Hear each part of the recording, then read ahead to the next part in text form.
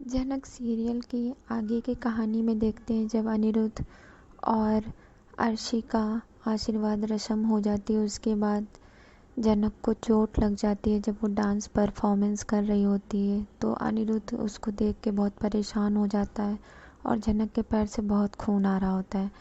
अनिरुद्ध जनक को डॉक्टर के पास ले जाता है उसको दिखाने के लिए। ये बात अर्शी को पता चल जाती है कि जनक को अनिरुद्ध हॉस्पिटल लेकर गया था दिखाने और उसके कमरे में गया था।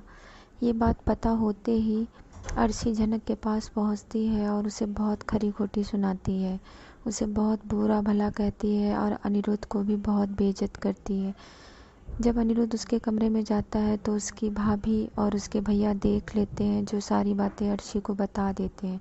अर्शी को पता चलते ही वो अनिरुद्ध के घर आ जाती है और घर के बाहर बहुत तमाशा करने लगती है। लेकिन ये सब बातें हो ही रही होती कि घर के बाहर बहुत सारे लोग इकट्ठा हो जाते हैं। अप्पू दी आती हैं और जनक से कहती है, जनक दी अंदर चलो अंदर चलो।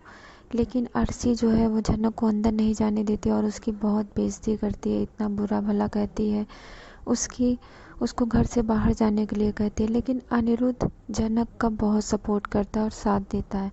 वो कहता है कि मैं गलत नहीं हूँ, लेकिन फिर भी अर्शी अपने आगे किसी की बात नहीं मानती।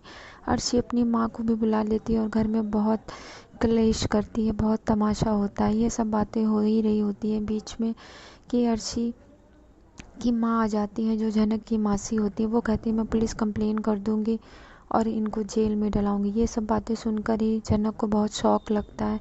जनक कहती है, अर्शी दीदी ऐसा कुछ नहीं है, मैं ये घर छोड़ के चली जाऊंगी। वीडियो कैसी लगी प्लीज़ कमेंट करिए। इतना सब हो जाने के बाद फिर जनक अनिरुद्ध से कहती है कि प्लीज़ आप अर्शी दी से माफ़ी मांग लीजिए, और अर्शी दी से वो माफ़ी मांगती है।